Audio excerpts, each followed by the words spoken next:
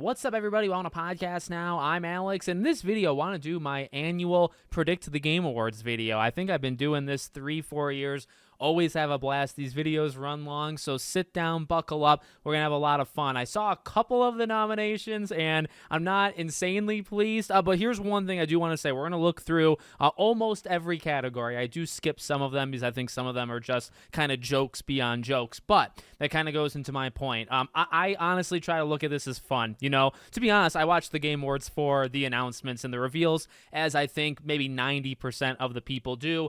Look, don't let this influence your decision making. I see a lot of people getting very mad that certain games were not nominated enough or not nominated at all, and you can have discussions. I'm not saying shut up or anything. Absolutely voice your opinion. I'm pretty pro on that, but you know, just don't take it all that seriously. Honestly, like, these people, this is a board of judges that you don't care about, I don't care about. Their opinion means next to nothing. It doesn't matter what wins best narrative. It only matters really, to the developers, and they sometimes have bonuses attached, and it is a nice moment for the industry to celebrate the industry, but don't fool yourself into thinking that many people care. But we try to have fun with it. And the final thing I want to do, a selfish plug, I actually have been doing my own Game Awards the last 2 years. This will be our third annual Game Awards. We do it at the end of December. I don't have a date yet, but let me promise you something. Number one, it's gonna freaking rock. Last year's, I thought, was one of the best things I ever made. And number two, if you are disappointed with the amount of nominations and some games getting too much, or certain games kind of just dominating too much of a category, I think mine will be a little bit more fair. So tune in for my Game Awards. It's honestly going to be a blast, I promise you. All right, so here we are. What we're going to do, we're going to kind of do this live, but in video form. I'm going to skip esports team, nobody cares. Esports athlete, nobody cares even more. Esports game, nobody cares. Content creator, nobody cares. Let's start with most anticipated, and we're going to work our way up, because Game of the Year, I feel like, should kind of be last, shouldn't it? This site's been kind of broken throughout the day, so I'm going to try to do it live, but if the site breaks, I'll kind of just have to edit it together. Okay, most anticipated game coming in like the third freaking straight year, GTA 6. Now, I'm not 100% sure how they do this. When I do most anticipated game, I'm looking at the games coming out next year, 2026. GTA, there's nothing wrong with that, right? But I have a problem here, actually. Witcher 4 is up there with my most anticipated, but, it's not going to happen next year. So I think these are just games that, like, we know of that have high priority. I actually, with a friend of mine, I predicted these four. I actually thought these four would be the nomination. I think something like Fable or Gears of War E-Day should have been right here, honestly. The Witcher 4 is not coming out next year, so whatever. All right, what I want to do for each of these, I just want to say what I think they will pick as the winner. Again, I'm going to do my own Game Awards. I don't want to give away my winners. I feel like that would take from the show. So I'm only going to pick what I think they will pick. So, GTA 6 won last year. I actually think GTA 6 is going to win again. Okay, so next up, we have Best Adaptation. Now, there's actually two of these, two that are not here. That this is one of the bad ones. This is one that I saw spreading online. Where in God's name is Twisted Metal Season 2? I think that clears all of these. Now, granted, I didn't watch them all, but I don't really care. I'm actually quite passionate about Twisted Metal Season 2. That was such a good show. And where the hell is Sonic 3? Okay, those are two things that are, yes, they're loose adaptations, but you mean to tell me that Until Dawn is an adaptation? If you consider Until Dawn, which I don't think is a bad movie, by the way, but if you consider that an adaptation, you better believe that Twisted Metal or Sonic 3 should also be on the list. So again, we're only going based off what's here. I think it's a huge mistake. Okay, in terms of what they would pick, I feel like Devil May Cry is kind of like critics' choice, or The Last of Us. The thing is, a lot of people did not like The Last of Us Season 2, including a lot of critics. So, like, I don't see how Until Dawn gets it. I don't really see how Splinter Cell. Minecraft, of course, was so big. I feel like that's kind of the easy choice. This one's tough because I really don't think the deserving one is on this list. But again, in terms of what they will pick, I'll say Devil May Cry. I'm going to assume they'll pick Devil May Cry. All right, now we have Best Multiplayer. So, Arc Raiders, Battlefield 6, Elden Ring, Night Rain, Peak, and Split Fiction. This one's tough. This because you really got a new one here, one that's like blowing up and critics really, really liked it. The Return of a Behemoth. another Critics' Choice. Peak is actually one that kind of blew up too at the time, right? And then Split Fiction, kind of a Critics' Choice of Josef Fares and his connection to Game Awards. This one, man, this one's tough. I feel like recency bias and just kind of looking, I mean, if you look at the scores, right? If you look at the scores, I think Arc Raiders clears the other four. And I mean, like, Elden Ring might have that kind of inside edge just because of how big and FromSoft and Game Awards and that kind of history. I feel like it's either Arc Raiders or Elden Ring. I'll say Arc Raiders is what they'll pick. Okay, best sports/racing game. I do like this one, by the way. I like that they combine them. They don't deserve anything besides this category. So EA Sports, FC 26, F1 25, Mario Kart World, Rematch, Sonic Racing, Cross Worlds. This one, to me, this one's tough. Like, if I were to choose for myself, actually, if I'm choosing for myself, it's easy. It's Rematch. But if you're them, so like Rematch was, again, a critical darling. Sonic Racing, I feel like kind of showed up hard. And Mario Kart, I feel like started hot and heavy, but I feel like it kind of slowly deteriorated as the year went on. That's tough. What would they choose? I think they would choose Mario Kart. I feel like it'd be pretty hard for that board to like go against Nintendo. You know, I feel like Nintendo's lawyers are behind. No, I'm just kidding. I do think Mario Kart World would be the one that they choose. Okay, best sim or strategy game: Final Fantasy Tactics, Jurassic World Evolution 3, Civilization, Tempest Rising, The Alters, 2 Point Museum. This one's tough too. So the Alters, I feel like for all of these, I think the cheat code is kind of just going to what like the critical darling, because I feel like it almost comes across, even though I think it's actually better if they don't go based off like their own scores, right? The Metacritic average, the Open Critic average. I think at the same time, though, you can kind of look at them as hypocritical if they don't go by it, right? Because if all of them are given these games 9s and 10s, and it's like one of the higher rated games of the year, and they don't pick it for these awards, and they pick kind of like the underdog, well, what does that say about them? I actually think they would say something kind of interesting and cool about them. So this one, I actually don't think it's that much of a competition. I feel like critics are probably going to say The Alters. I feel like this just didn't do enough. Tempest Rising didn't do enough. Civilization 7, correct me if I'm wrong, came out as a broken mess to a lot of people, so I don't see how that should win. Jurassic World Evolution 3 kind of just came out, like, and I mean that in a sarcastic kind of dry way, like it released, and I don't think many people even noticed it released. And Final Fantasy, now this is a remake of like a classic, one of the all-time classics, so I feel like The Alters, Final Fantasy. Which one would they do? Jeff Keighley hates Square Enix, hates Kingdom Hearts, The Alters. No, jokes aside, I think The Alters, that kind of critical. Okay, best family game: Donkey Kong Bonanza, Lego Party, Lego Voyagers, Mario Kart World, Sonic Racing Cross Worlds, Split Fiction. So this is where I think Split Fiction would probably have the best chance because of the cooperative nature. I feel like, though, this one is rather easy, and I know I hovered over here, but it's actually quite obviously Donkey Kong Bonanza. I would wager quite a bit on this one. I don't see how really. Maybe Split Fiction. I mean, these three definitely would stand a chance. Like these Lego games, look, I'm glad Lego actually had 2 games that came out. But Donkey Kong, of course, is one of the highest rated games, one of the most loved games of this year. I feel like this is the chance that they'll. You also have to think about that too. Will there be sweeps? Will there not? I'm sure there's going to be sweeps when we get into Expedition 33 territory. But and for this case, maybe it matters if Mario Kart won the racing sports game one. If it wins that, then Donkey Kong probably wins here.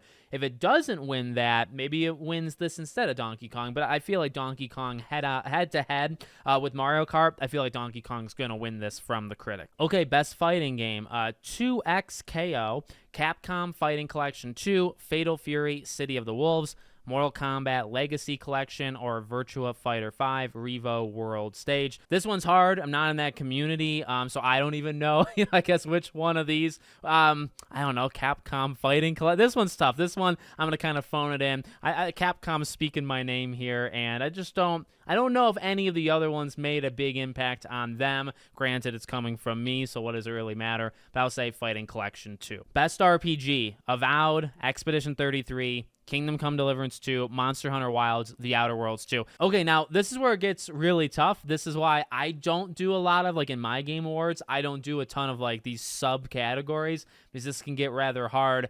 So, okay, for the best game design with rich player character customization and progression, including massively multiplayer experiences. I know they just threw that in because of Monster Hunter, but whatever. Okay, if we're talking about which game literally does an RPG better, I think it's gotta be Kingdom Come Deliverance 2. And that's coming from me as in Alex, and it also should be coming from them as in the critics. Honestly, RPG, rich player character customization. In terms of like the depth of the RPG mechanics, okay? Strictly the RPG mechanics in Expedition or Kingdom Come, there really isn't a competition. I can tell you which one I like more, and I'll tell you that at my Game Awards, but I feel like in terms of this category, subcategory, I think it's got to be Kingdom Come. And I have faith. I think they'll choose Kingdom Come as well. Okay, best action adventure game. This is where I have a bone to pick. Death Stranding 2 on the Beach, Ghost of Yotei, Hollow Knight Silksong, Indiana Jones and the Great Circle, Split Fiction. Okay, number one, let me say this now because I'm sure we're going to get into this later with Indiana Jones. It is a disgrace that games that didn't come out this year are nominated. I understand that there's a cutoff. I understand that some games that come out after the cutoff do not be considered. They're not considered for last year. I know Indiana Jones was like that. Technically, Metroid 4 and Marvel Cosmic Invasion would be this year, right? They come out too late. They cannot be included. I get cutting it off. I get if you don't make that date threshold, you're done. Let me add a new controversial rule. You're not allowed to be in the next year. Indiana Jones came out, I don't know if you know this, in 2024. This is the 2025 Game Awards. It should be nominated for exactly 0 awards. And I don't care what you say to me in the comments. That is, I don't think I'm more strict on anything in my life but that rule. It is a disgrace. It's honestly a disgrace because it doesn't deserve this. It is an amazing game. It is a very good action-adventure game. But it didn't come out in 2025, and it's taking a spot from something else. And I'm sure we could come up with 5 other games that could go here instead. It's taking up a spot. So, with that being said, does it actually make it any easier or harder? I actually feel it doesn't even matter because I don't think this one wins. I don't think Split Fiction wins. I honestly don't think Ghost of Yotei wins, even though I actually probably would say Ghost of Yotei, it's tough. Is Ghost of Yotei a better action-adventure game than Death Stranding? I would probably say yes. I don't know if the critics would, and that's okay. To them, it's probably between these 3. Then you have to go Hideo and the Jeff Keighley connection, which is a strong one, okay? It's like Anakin and the Force, or Hollow Knight Silksong. See, to me, it's probably, and when I say to me, them, what they will choose, it's probably one of these 2. Best action adventure game, combining combat with traversal and puzzle solving.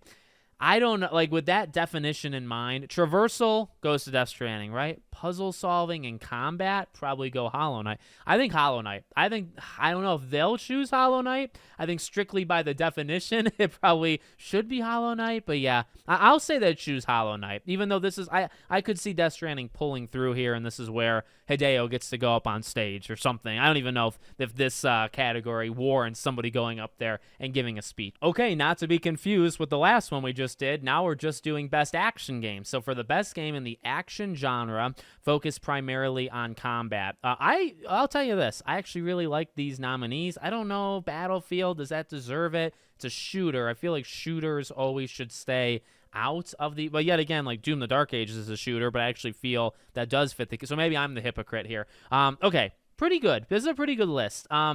Critic-wise, again, I would be going based off like score, recency bias actually for some of these. I think Hades 2 would have to win it from them, right? Like this cleared, in terms of score, I think this got over a point higher than like this, right? Maybe Shinobi's close, but I mean, if you're going Shinobi versus Hades 2, are the critics picking Shinobi? Nah, I feel like it's going to be Hades 2. That's what I would say they would pick. Okay, so while my co-host Sway, who's done the Game Awards, my Game Awards with me, while he loves VR games, and I respect that, and I love the guy, I'm going to skip this category because I personally do not care about those games. And you know what? Let's just see. Is there anything with Best Mobile? Nope, I don't care about that one either. Okay, moving on. Best Debut Indie Game. Now, this is where the steal of the century happens, or like a reverse crime.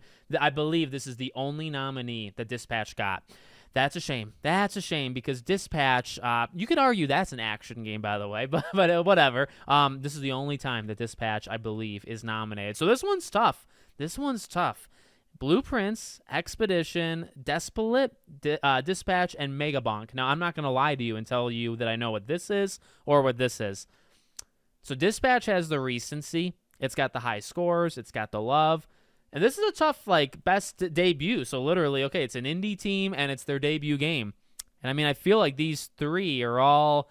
Okay, here's what I think. I'm gonna kind of ruin the surprise at the end. I think Expedition's winning Game of the Year. And this is where I think rules and like sweeping kind of comes in, right? If a game is gonna win Game of the Year, how much of the other stuff does it have to win, right? And I would argue, it probably wins an okay amount. It probably has to win more than other games win, right? So I think they're going to give Expedition 33 the Game of the Year. Again, I will withhold my comment because you'll see a couple weeks after.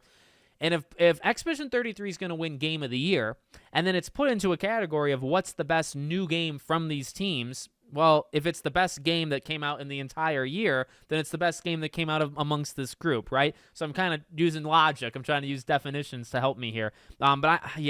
I don't think you can give it to Blueprints and then Expedition wins Game of the Year, or you give it to Dispatch and then Expedition wins Game of the Year. That doesn't make sense, right? So that's how I'm going to view it, is that I think that it's going to win Game of the Year. We can maybe skip that now, and I think it's going to win this one as well. Okay, now we have Best Independent Game, which again, not to be confused, because now we're mixing in an indie, which we just did, but we're not mixing in the first indie. Now we're mixing in, you can have sequels. This one's harder. Because Absalom, how do you say that? Never heard of that one, but that's a nice cover. I actually really like that. Ball X Pit, I've actually heard of this game. Looks actually really fun. Blueprints, Expedition, Hades, Hollow Knight. So this is a four-legged race here. Do things have four legs? Some things do. Again, I'm using the same logic, right? Best indie game. You can't... it's tough. I mean, I think just in general, that's a tough, if you're asking the random person online, this would be a tough one. But, again, I think it's got to... This is where Expedition's going to sweep, right? Because it's going to win Best Indie. It's going to win Best Debut Indie, because those are the same exact things, and I don't really like the fact that two categories are so close, and it's going to win Game of the Year. So, yeah, I'm going to go Expedition. I feel like I would probably pick Expedition, to be honest with you, but this is where you're seeing the sweeping is occurring. Best community support, I guess we can do it real fast. I don't really care. I'll say Helldivers 2. I feel like Helldivers 2 is still the critical darling. Fortnite is always around. All of these did a really good job. I think in my Game Awards, we do something somewhat similar to this. I think we do either Best Community or something, Best Ongoing Game, which I think they do. So yeah, I think Helldivers probably wins that one. Okay, so Ongoing is pretty much the exact same thing. Very little difference, I guess. Final Fantasy, Fortnite, Helldivers, Marvel Rivals, No Man's Sky. This is a tough one, actually. Now, I don't play a lot of these games a lot, but I kind of a viewer from the outside, and I can actually very much respect the work that goes into all of them. Again, Fortnite is always around. Final Fantasy, I think, has fallen off in terms of the ongoing, it's always kind of legendary. Fortnite has done a really, really good job. Helldivers 2 has also done a really good job. Marvel Rivals does a good job. I think it does it maybe... See, Fortnite does it the most frequently, right? So I guess what are we? Awarded to a game for outstanding development of ongoing content that evolves the player experience over time. Evolves the player experience. See, if you're looking at just the last phrase, last couple words, I actually think it's No Man's Sky, right? Does this evolve anything? It adds. Fortnite maybe evolves a little, possibly. Don't really care. This is one I don't really care too much about, so I'm not going to overthink it. I'll say No Man's Sky. Okay, games for impact. So we have Consume Me, Despelette, which I got to check this game out, having it been nominated twice now. Lost Records, South of Midnight, Wanderstop. So, okay, I've only played 2, to be fair. I've only played 2. This is why I wouldn't do this on mine, for a thought-provoking game with a pro-social meaning or message. I've never cared much about this one. I don't know. I've only played these 2. Which one has the bigger pro-social meaning? I kind of liked I liked both generally. They're fine. They're not amazing games. They're solid games. I kind of preferred at least the story of South of Midnight. I think it was more Southern tale told in a really unique and kind of twisted way that was really cool. terms of like originality and doing it a little bit differently than you would normally see it, I think it was South of Midnight. So that's me. Will they choose it? They might. They might. This would be Xbox getting a bone, right? So maybe they do that. Or it could, this is where I think one of these three that I've never heard of before, like they can swoop in, of course, and steal one. Okay, innovation in accessibility. Assassin's Creed Shadows, Atomfall, Doom the Dark Ages, EA Sports FC26, South of Midnight. Now, this is a tough one. I'm not going to say, like, this doesn't matter because this is one that does matter, okay? It doesn't impact me much, and so that's just, a personal thing. And I'm only saying that because I truthfully don't know about a lot of the accessibility options for these games. Like The Last of Us Part 2, of course, was like a dominant. Everybody knew the incredible stuff that game did for accessibility, and PlayStation's pretty good at that stuff. And then, Ghost of Yotei or Death Stranding's not actually here. So then my wheelhouse, it's gone. Doom the Dark Ages, I feel like I remember having quite the accessibility. And you know what? Honestly, Assassin's Creed Shadows had a lot of accessibility stuff too. So I feel like maybe these two. And, like, I don't know, like, do they have a personal favorite? Would they want to award something to a Ubisoft game? Maybe there's kind of like a game journalist biasness against Ubisoft. So, again, we're just picking what they would choose. Yeah, I'll pick Doom the Dark Ages. This is one, again, I just don't really know much about. All right, this is one I have a really big bone to pick. And this is why, for me, I have my own rules. So best performance. There's no rules to how many characters per game they put. For me, I like to have those rules. In fact, my Game Awards, I have best cast. And I'm so proud that I came up with that myself. Maybe other people have done it before me, but I like awarding it to that more than I like performance, because some of these games have 6 characters that are outstanding or 3 characters that are outstanding. Like this, you literally see Expedition 3 times. Now, look, for me, yeah, that's a best cast. The cast is so freaking good. Give the cast an award. Have it go up against, maybe Silent Hill F actually had a good cast. How about Death Stranding? That had a great cast. How about Mafia? That had a great cast. You can easily come up with 5 or 6 games that had Dispatch. Dispatch is an incredible cast. Come up with 5 games that have like 5+ characters, and that's your category. So this one, again, personal bone to pick. 3 Expedition characters is not fair. That's not fair. And then, I think these are all deserving. Troy, here's the thing. He did so well as Higgs in Death Stranding 2, which came out this year. Again, he's taken a spot that he shouldn't take. It should be somebody else. Leia Sadu from Death Stranding 2. I don't care. Not anybody but him, but anybody but him as Indiana Jones, because that didn't come out this year. By the way, controversial, but not to me. I love the fact that she's here. I think Hinako, that specifically Japanese voice actress, her, so good. The preferred way of playing Silent Hill F. So this is deserved. I would, if I'm picking this group, I would pick her personally. I have my own that we'll talk about the weeks after this Game Awards, but I'm really happy she's included. And I know people are upset that Henry from Kingdom Come Deliverance 2, his actor, is not included here. In terms of it would be a cool story if Charlie Cox came up on stage. You could work that into like a promotion thing. You know what I mean?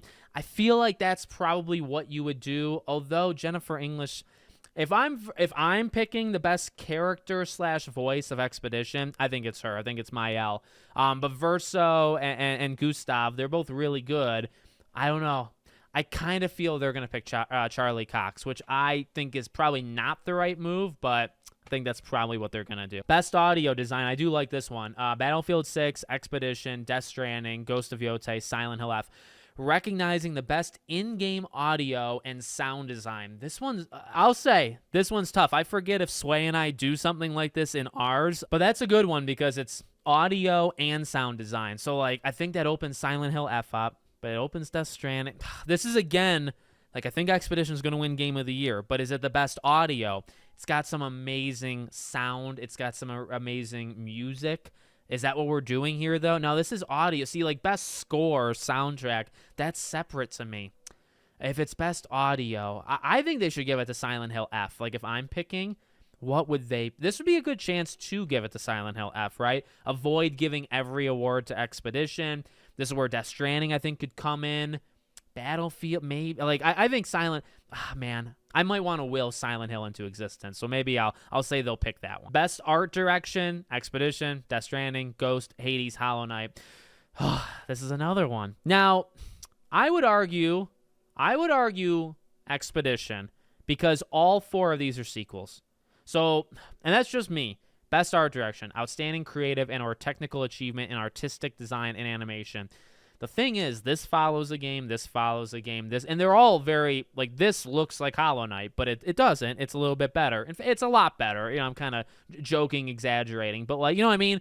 There's a precedent for Hollow Knight. You know, it followed Hollow Knight. This followed Hades. The art style had already been done. This followed Ghost of Tsushima. This followed Death Stranding 1. What did this follow? You know?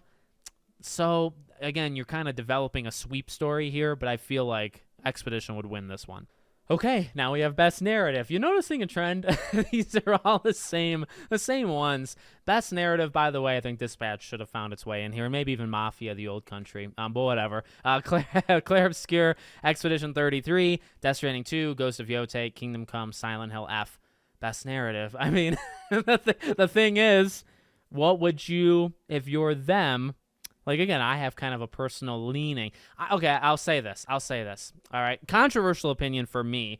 Death Stranding 2's narrative is below the first game. I actually think the narrative in the first game is better than the narrative in the second. I know there's a lot of people that disagree with it. I'm pretty strong on it, and you're not going to move my opinion, and that's okay. Ghost of Yotei, like, that's a very 50-50. Some people think it's so much worse than the first game. Some people actually think it's better. This is where I think it's between Kingdom Come and Claire Obscure. Like, this is where, again, kind of like the RPG thing. And then, again, we're looking at storytelling and narrative development in a game. It's probably Expedition. Game of the Year. Expedition, Death Stranding, Donkey Kong, Hades, Hollow Knight, Kingdom Come. I actually called this. I think I made a video. Yes, I do have video proof that I called this exact lineup. I believe, had Donkey Kong and Ghost swapping for each other. So I was on the money. Okay, well, I already said Expedition. You know, do any of these make a run for it? I will say I think Hades 2 and Hollow Knight could make a run for it. And I guess it depends on how all the other categories go, but I think Expedition's winning Game of the Year. And I think, again, you're going to kind of feel that throughout the other categories. It's going to probably sweep more than maybe it should, to be honest with you, but maybe not. I mean, I love it, and you'll see where I put it in mine. But you know, again, I just don't like sweeps is all. So let me know what you guys think. Make sure, as always, you're subscribed to the channel, bell icon turned on, and I hope to see you all on the next one.